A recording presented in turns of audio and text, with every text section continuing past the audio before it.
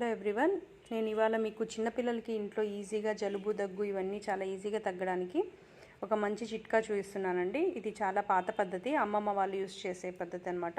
దీన్ని మనం వసంతం అని పిలుస్తాము. సో దీనికి మనకు కావాల్సినది ఒక చిన్న గరుకు రాయి, కొంచెం సున్నం, కొన్ని నీళ్లు, ఒక పసుపు కొమ్మ, ఒక తమలపాకు అనమాట. సో ఇక్కడ తమలపాకు అనేది బాగా మందంగా ఉండేది తీసుకోవాలి, నేత తీసుకోకూడదు. సో ప్రాసెస్లోకి వెళ్ళిపోదాం. ఇప్పుడు మనము ఒక గరుకు రాయి మీద ఈ పసుపు కొమ్మని కొంచెం కొంచెంగా నీళ్ళల్లో అద్దుతూ ఇలా పేస్ట్ని ప్రిపేర్ చేసుకోవాలి.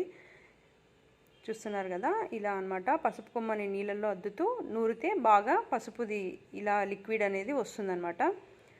సో ఇది కనీసం ఒక స్పూన్ లేదా ఒక 2 స్పూన్లు అయ్యేంత వరకు నూరుకోవాలి.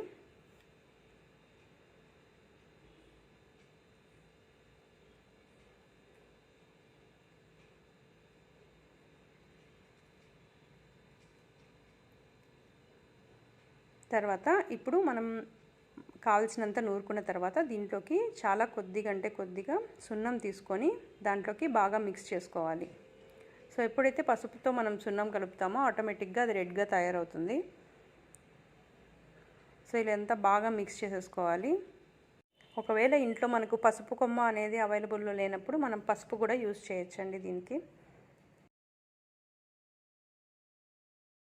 ఇప్పుడు ఈ తమలపాకుకి కింద మనం సమూర్ అనేది బాగా కంప్లీట్గా అప్లై చేయాలి, కింద పక్కంతా.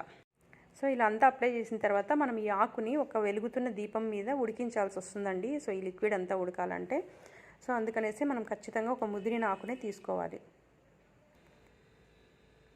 తర్వాత ఇప్పుడు ఒక దీపం తీసుకొని అది అంటించి దానిపైన ఇది పెడుతూ ఈ లిక్విడ్ అంతా బాగా ఉడికేంత వరకు మనం ఈ మంట మీదే కాల్చాలన్నమాట. కానీ ఇక్కడ తమలపాకు అనేది మనకు మంటకి తగలకోకుండా కొంచెం ఆ హీట్ తగిలేలాగా ఎత్తులో పెట్టుకొని ఈ లిక్విడ్ అంతా బాగా ఉడికేంత వరకు పెట్టాలి.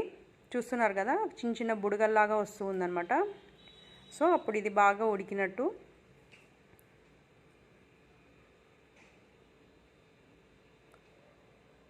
ఇప్పుడు మనం దీన్నంతా ఒకసారి చేత్తో బాగా మిక్స్ చేసేసుకొని, చిన్నపిల్లలు పడుకొని ఉంటారు కదా, అప్పుడు అంటే నైట్ టైం నిద్రపోయే ముందుగా అప్లై చేస్తే బెస్ట్. పిల్లలు ఏం తగిలించుకొని ఇదంతా పూసుకోకుండా ఉంటారు.